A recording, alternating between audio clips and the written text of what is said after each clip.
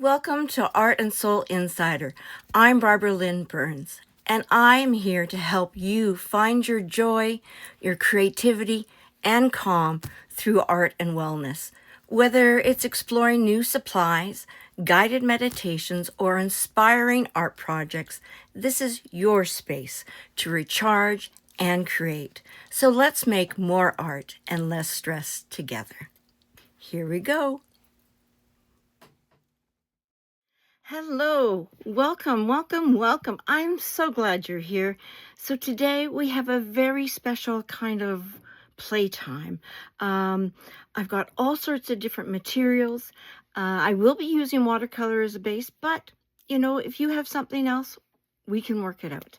Anyways, I'm going to show you how to use a certain tool that some people use in their art, but I'm going to show you how to use it differently.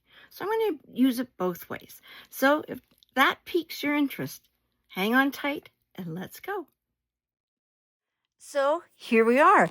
I just want to let you know, sometimes I get so excited when I'm painting that I just get forgetful that I'm filming. Now, well, I know that I'm filming because I've got a camera right in front of me, right? But what happens is I actually put my book or my canvas or my pad of paper somewhere else where sometimes I miss some of the shot. I noticed that with my last video with the mixed media quads. I was like a little low on the screen. So I thought, you know what, I'm not going to let that happen again. So I actually have, and I don't know, you can see a little green thing here. That's kind of my standard to say, don't go past here. So it's somewhat centered. It's all going to look good. And I'm not going to have any troubles with that ever again. We'll see, right? Thank you for joining me. This is going to be a lovely, playful time. We have my mixed media. Oh, hoo. Okay. It is 10 by 7.6 inches. It's 200 grams per meter squared, which equals about 120-pound paper. I really like this paper. I don't like going underneath 110. There is 90, but I just don't like that. So 110 and above is what I aim for. And as I forgot to mention, this is not watercolor paper, even though I'm using watercolor. It's mixed media paper. So it works really well, as it says here, ideal for wet and dry media. That's why I like it so much. And I find I can pick it up and use it anytime I want. So that is one of the supplies we're going to need. It also comes with this little plastic thing. It covers the perfect sheet, but I'm not sure what really to do with it. I have used something like this, like I have had wax paper that I sometimes put between my pictures, but this is only one. So I'm thinking it's going to be one used kind of below, you see?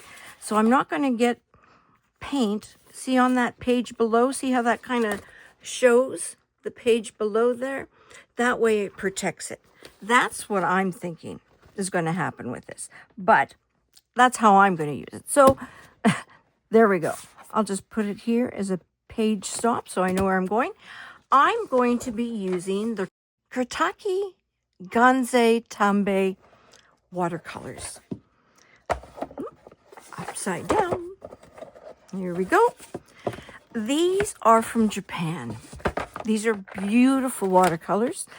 They are not professional as such. Like if you want really high quality paints, I suggest you use something like, Winsor Newton and those type of brands. Here, this is a very good quality. And what I love about this set It's large enough. It has variations in it. So look at all these reds. Some of these reds look very much the same, but they're not, okay? Some might have a little bit more of a yellow in it. Some might have a little bit more red. You know, you get that idea. And then we have one orange, but that's okay because look at all the reds we have and the yellows. We can create a variety of oranges if we need to. Also, what I want you to pay attention to is that there's warm and cool colors of the reds here, as well as the yellows, even though there's just 3 of them, okay? So we've got some, look at all these greens. And greens go up to about here. This is kind of turquoise type of area. So a lot of variation in the green department.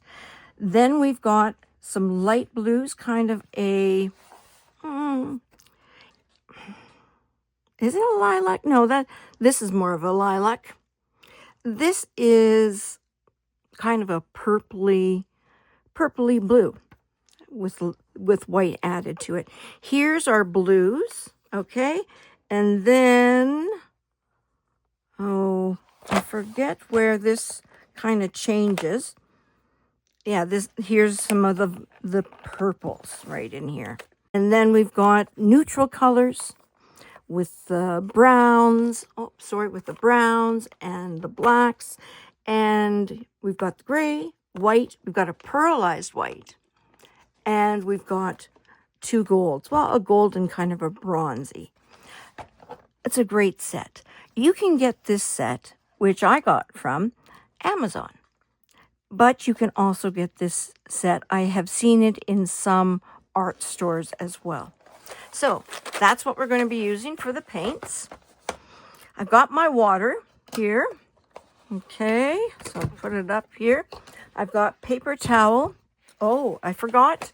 I usually have a rag that always sits with me, and I use it a lot, but it's in the wash. So I guess I'm going to have to depend on the paper towel for the whole thing.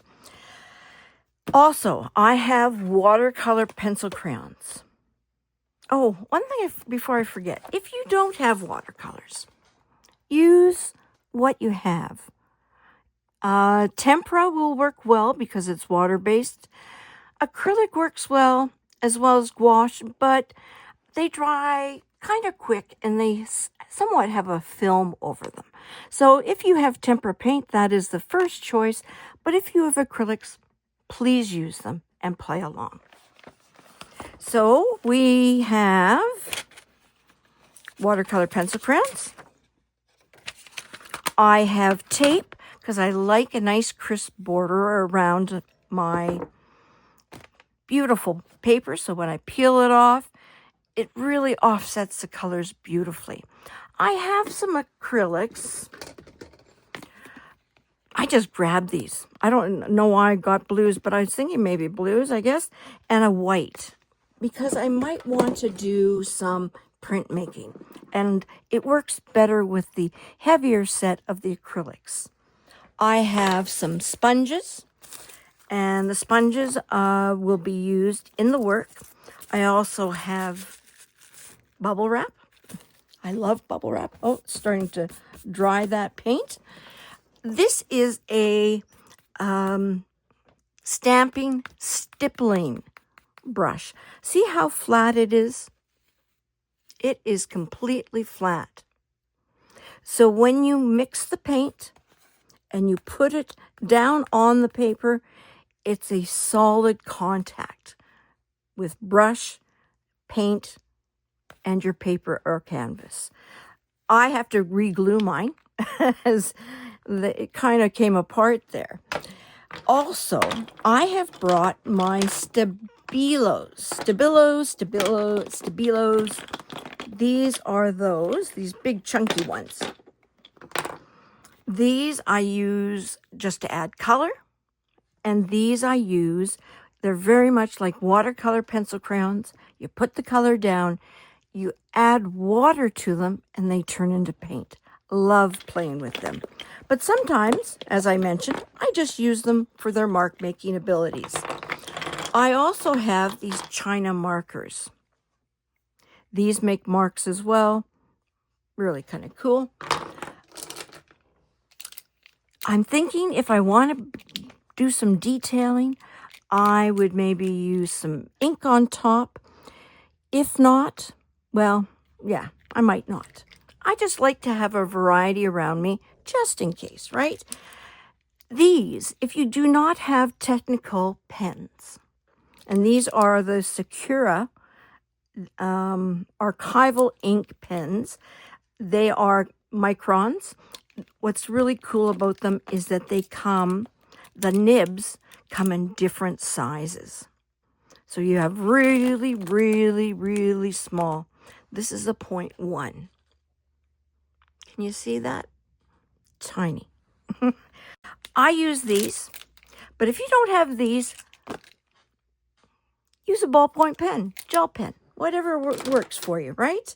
Oh, speaking of gel pens, I might bring those over too. I've got them right here. I've got a silver, white, and I need to get a new gold. My gold's running out, so there you go. Just in case. And I've got acrylic ink, but listen, it's very, very liquidy. So this has the same properties as the acrylic. Same quality pigment in it, but it's just liquefied. Very, very cool. So as much as this seems like really watery, beware. This is just like acrylic and will seal up your brushes if you don't wash them out correctly. So please wash your brushes after you use something like this. As I mentioned, you might not have all the supplies that I have. Don't worry, just do your best. The special, lovely little guest I'm featuring today, stencils. So stencils come in small and then kind of medium ones and then bigger. I'm going to show you some just so that you can get a look at it.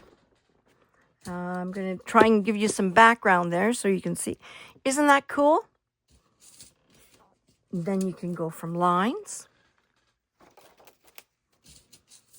And you can go from shapes like bricks. Some of these look like they haven't been used, and that is true. But some have been used, and I just wash them up good. Also, I just use some white also with them. So that's how you get really clean looking stencils. This one was stained with blue. Isn't that amazing? Love that. Love the fine lines. Okay, here's another type of wavy one. Interesting, isn't that? Then you have some that look like tree bark. This is really quite different. Look at this. It's an actual object. So flowers. Here you've got kind of, scallops, I guess they're kind of the shape is called. Here, hit the camera, sorry about that. There. Here's some larger ones now. Aren't they nice?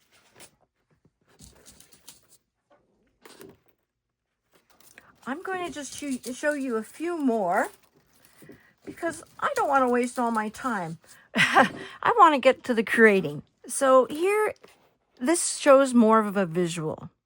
So you can use it like that. These can be bought at a lot of craft stores. Something like Michael's in Canada. I'm not sure if you have Michael's where you are, but they have them. You can get them at dollar stores for a great price. Really great price. So here's a leaf. I got mine, well, not all of them, most of them though, from Temu. Temu is an online store where you can get economical stencils for a very good price. Those are kind of flowers. And let's just go to a big one now. Oops. Sorry. There we go. Here's the big one. Now you're not going to see it all, right? But you're going to see some of it. There, okay. So really big piece. I'm not sure. Oh, it kind of looks like it. It might be.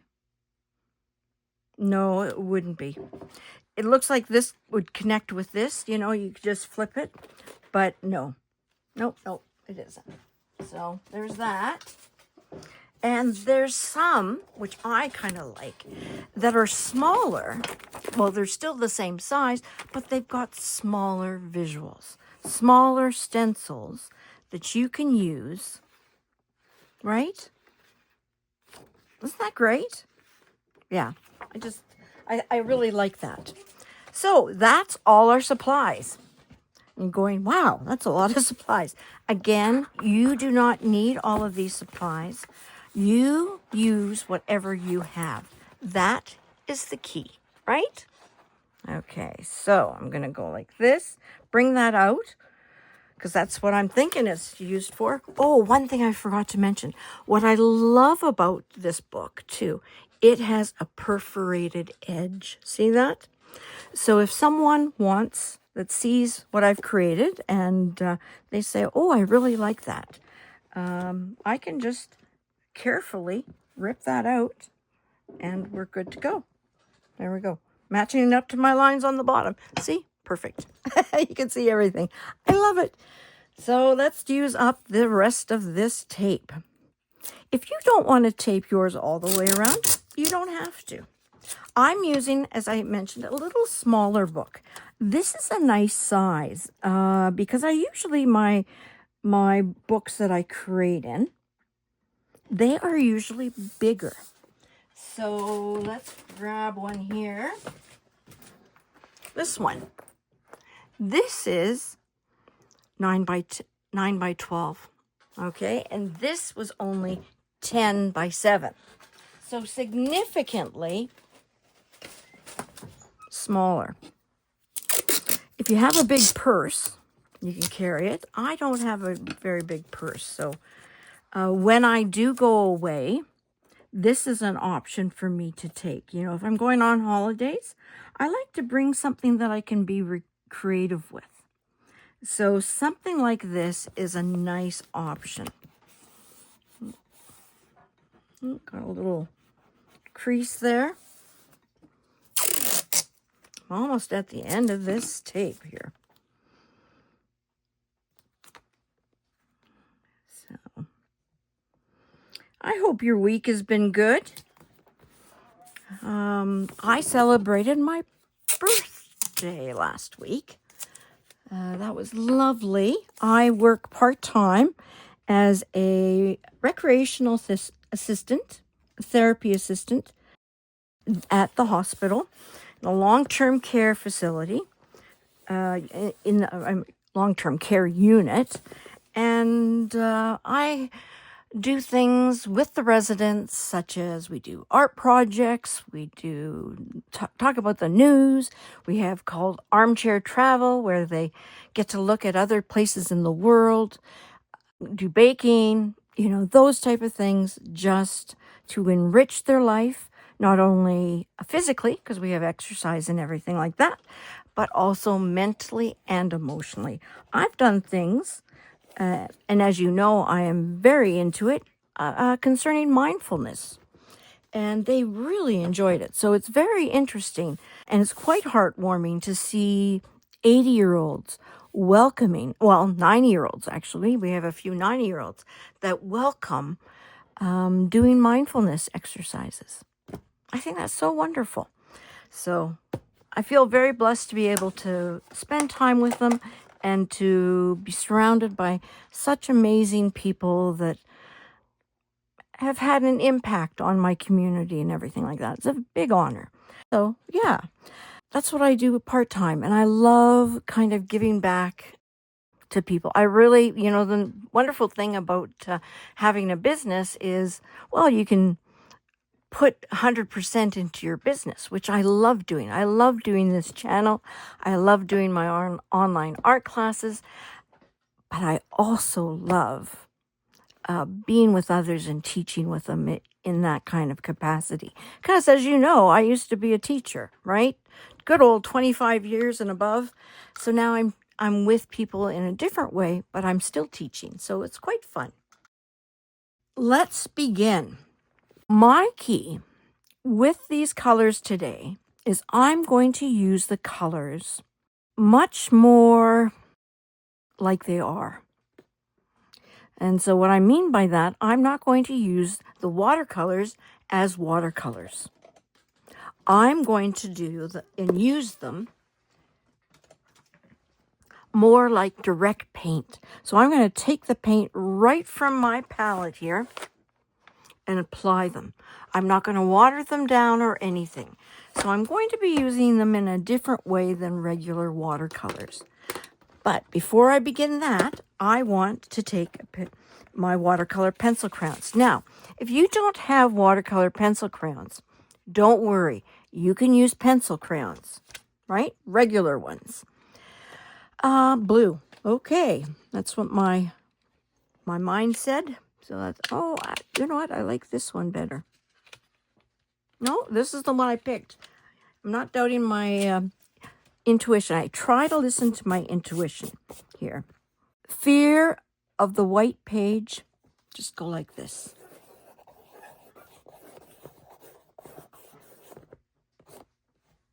There we go. And I'm going to just go like that. There. And, I'm just going to extend that line out. There. Ooh, used it all up. Okay. That is done. So what I like about using this is then I take my water bottle as such, my spritzer, okay, old glass cleaner, and I just apply the water. And you will see it starts to activate the paint. See how it's kind of moving around?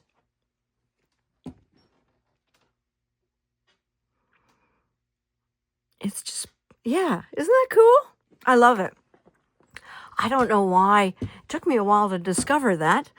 I don't know why, because, you know, what I do when I use them is I just apply water, right, from my brush. But this is so cool. Love it. Okay, so now as I said, I'm just going to add color. Now, I love this one color. It is called Rose Madder Deep, I think it's called. Okay, this is Rose Madder. Where's Rose Madder Deep? This is Carmine. Where? Oh, where is my baby gone? You know that song? Oh, where is it? Is this it? Oh, there you go. Last one I looked for. Okay, that is funny. So this is Rose Madder, and this is Rose Madder Deep. I really like the Rose Madder Deep, so we are going to use it. These, because on the back, you see, you have the number and you actually have the name. So if you ever run out of this color, you can actually phone them. Well, not phone them, probably email them. We don't do things like we used to, do we? Oh, I put it away. Silly me. So used to, when I'm finished with something, put it away, right? Again, I'm not using it like a watercolor, but there is water on my paper, so there will be some dilution. Okay. We're using it darker in order to do this surprise technique that I'm doing.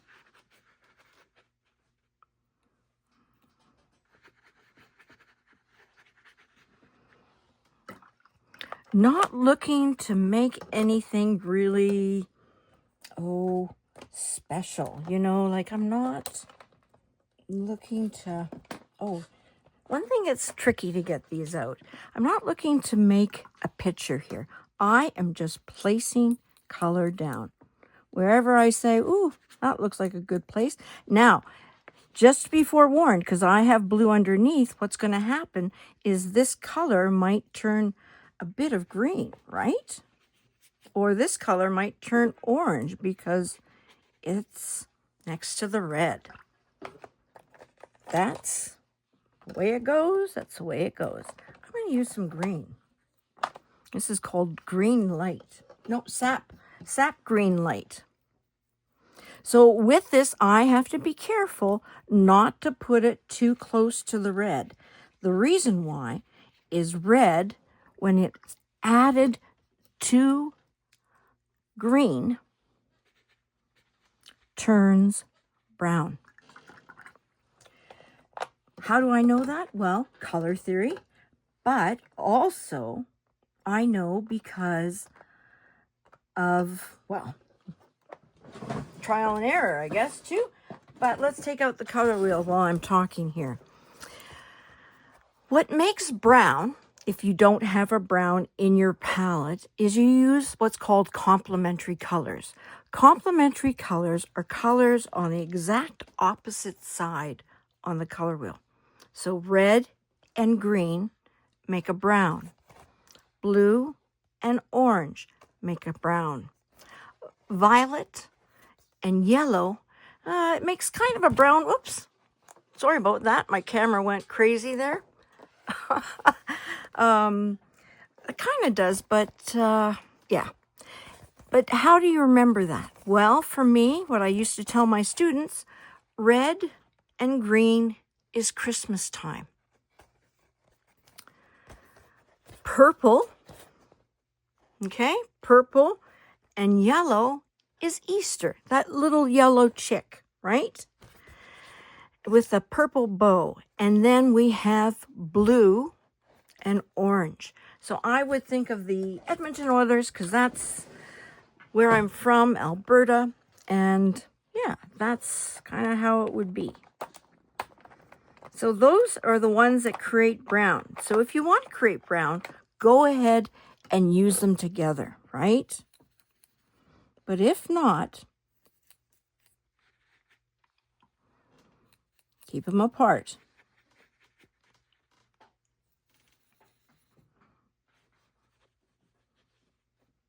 So it's very important, and if you are a beginning artist, I would suggest for you to, well, have a color wheel in front of you. Okay, so when you're looking and mixing like this, your color wheel will be your best friend. And I'm almost thinking of doing, I haven't done it yet. I have a playlist on YouTube, which you're on, and it's called The Principles and Elements of Design, or The Elements and Principles of Design. I mixed it up. Elements are what make up art: line, shape, color, etc. I have done line. Okay, so if you want to go and see it, it's there for you. But color is so important. Color is important because, well, it can make or break your work, really. Now, before I let this dry too much further, I take a paper towel here, and I'm going to take that edge, and I've got too much liquid here. I'd move it, but I don't want to.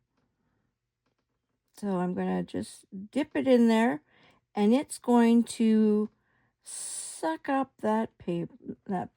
Okay, but we've got some more still happening here. And then I'm going to do that here too. There we go. It'll leave a little bit of white, but that's okay. And a little bit still here, right? There we go. I don't mind some of it flowing together. In fact, I kind of like it when they do. I'm going to add some more blue. See how it's diluted? And it's really kind of almost too blank there. So I'm going to, I don't want to add the blue right now because it's so wet. The yellow looks pretty good. I like how we have the variation of the yellow because I used the same yellow here, But with this one, the red snuck in, so it kind of toned down the yellow a bit, which is really cool. And the red, well, here, yeah, we can add some more. My brush is not as wet. So what I can do, and this is what I do with my towel that I have, is I usually take my brush and put it on its side like this. So you see that? I'm not doing the top. I'm doing right here near the ferrule where it joins the bristles with the brush. And here I'm soaking up the moisture. So what happens when I come here, there's not a lot of moisture, but a lot of paint. And that's what I'm wanting. So see, it's not going to bleed as much as what I have up here. So that's good. That's what I'm wanting. I'm wanting it to be a little bit more of an impact. And see here, it's a little dry up here and a little kind of lighter. For this technique to work, I want it to be a little bit stronger in its color. So we're going to take the red again. And I'm just going to, I want a little bit more water. I'm just going to add a little bit there. There we go. So this is going to end up kind of like a line here. And I'm just going to follow this line. And see, oops, moving the water on here. I've got kind of a line where I've done that shape without that line. And so I'm going to make actually a shape with it. I'm just going to go like this. It might spread beyond that. That is okay. But I'm wanting kind of that shape because then it works with the lines underneath. Sometimes I use the lines as a guide on where I'm going to put some paint. Other times I just go ahead and paint.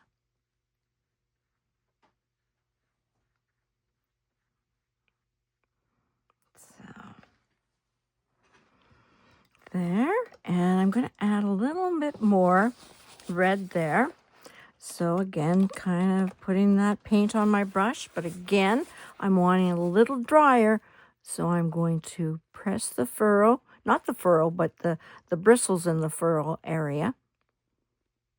And there. So we got the paint, but not as much water.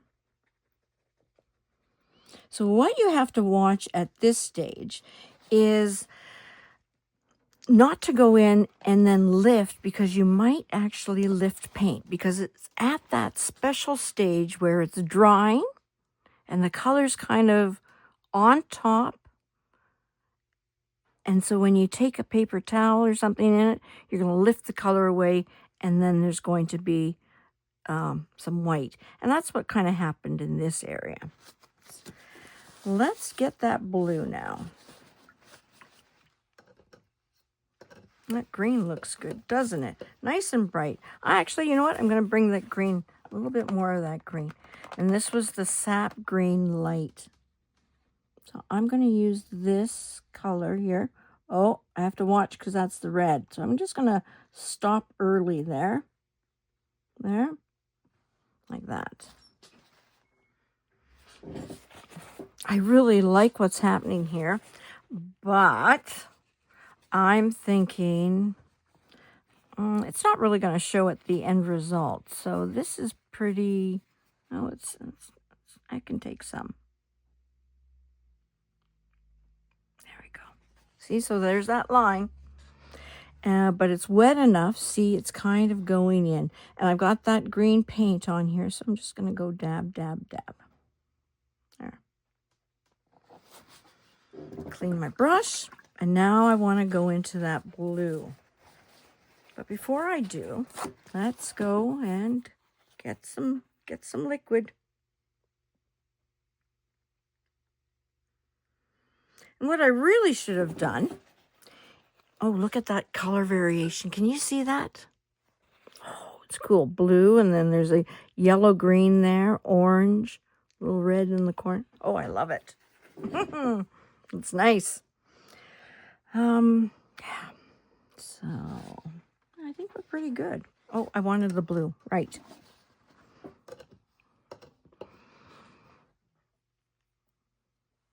So again, I'm wanting the colors a little bit more intensified because the technique I'm going to use, we're actually going to take away some paint. And that is called by lifting. But that's kind of, you know, I'm giving part of it away, but I'm not giving the rest away. You're going, oh, come on, Barb. We're getting there. We're almost there.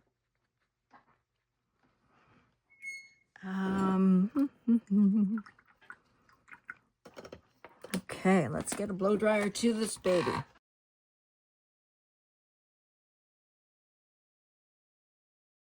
I'm going to just take a little bit more of that moisture away. I like the green kind of shooting in there. It's kind of cool. There we go.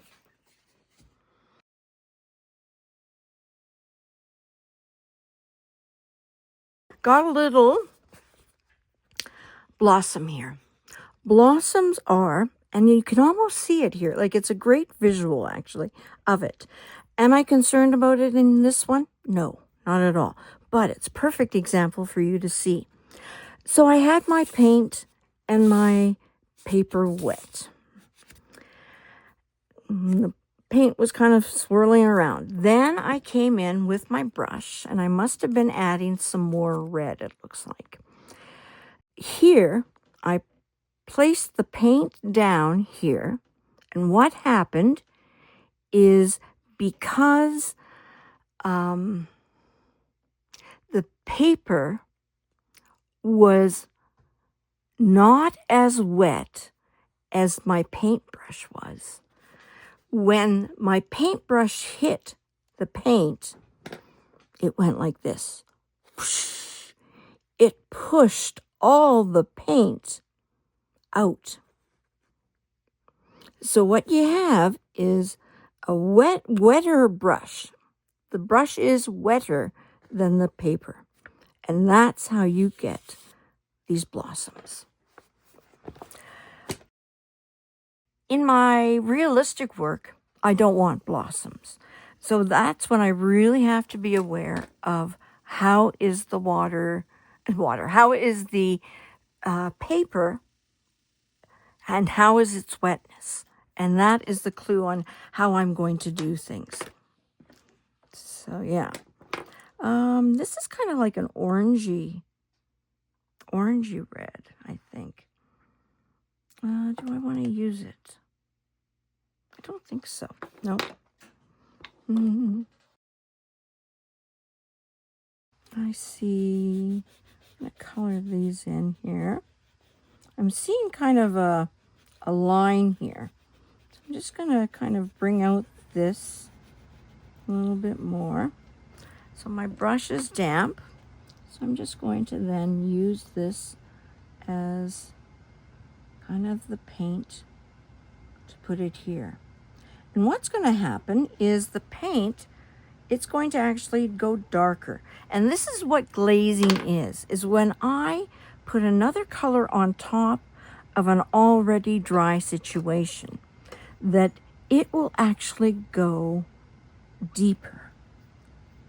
So you want to build up the color, like what I've used a lot of times in my skies is I'll lay a light wash of blue all over, let it dry, then I go over with another little wash, and sometimes even doing little kind of strokes and stuff like that. And yeah, and that's how I build up my sky. Just one layer, let it dry, another layer, let it dry, one layer, let it dry, and you just slowly build it up. So this is a blue, so let's get deeper blue in here. So I'm kind of going around. There's this little loop-to-loop there, see?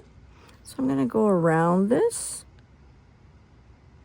I'm going to go over this like that. And I'm going to color this area. Now, I don't have to do this. I could use my paints. I'm just using them to show you this, just how this supply works. I also have ones that are called, what are they called? NeoColor 2s.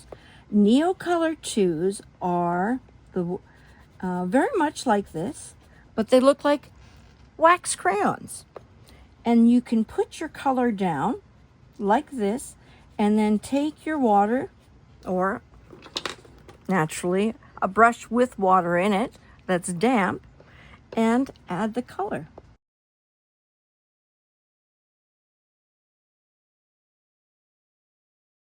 So it's a very neat technique, a neat tool to have in your toolbox. They are a little bit pricier. What I like about the woodies is they're economical, and you can pick and choose the color you want. So say you don't want a whole set, right? Well, then you can just use the woodies, or watercolor pencil crayons, right? They work great too to add and build color. I'm going to take this one, and again, I'm just going to use a little bit of it, and I just want to kind of build up this area here.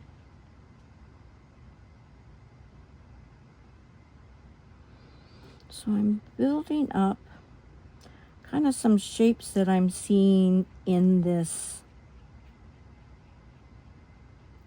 painting that I have, because of the lines and the way some of the colors have dried, that type of thing. So we'll watch that dry. I'm going to actually add some blue down here, and I'm going to cover that up. So let's, whoops, whoa, that's way too much water. Okay, that didn't work very well. I dropped some water there. Gotta watch out for these brushes. There we go.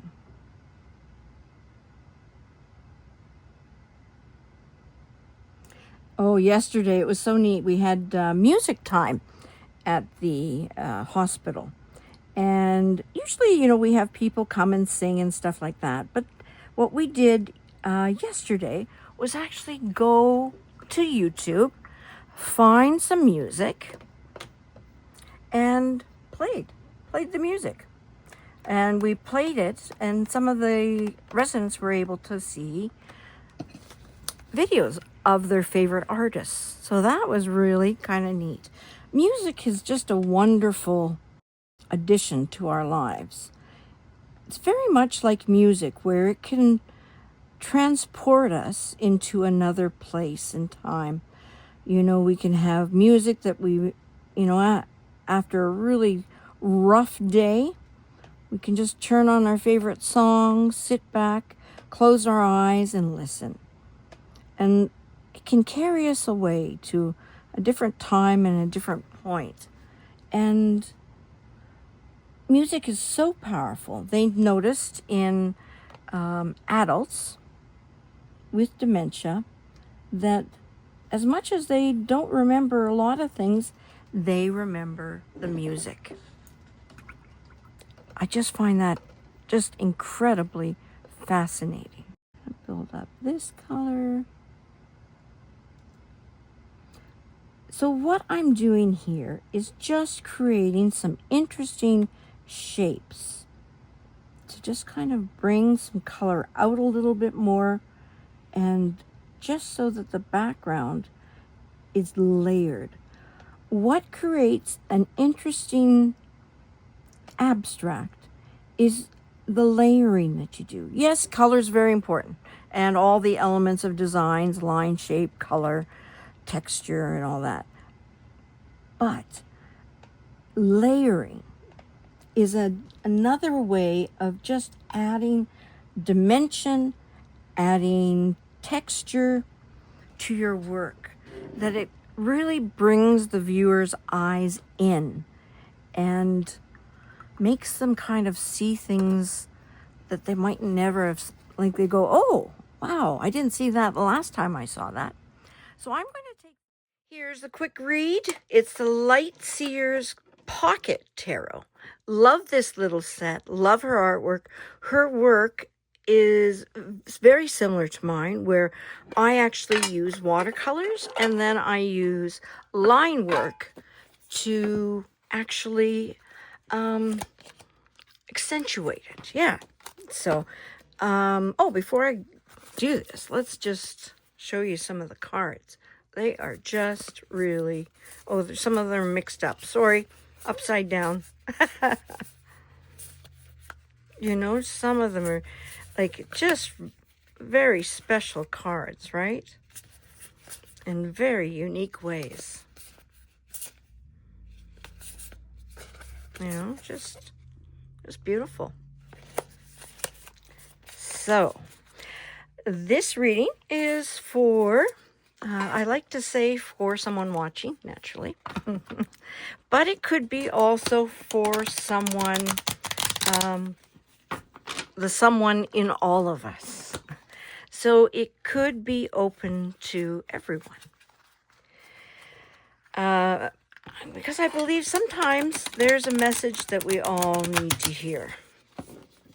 And again, could be for someone individual that's going to watch this maybe 5 years from now, which is really cool. I love it. And then it could be for you right now.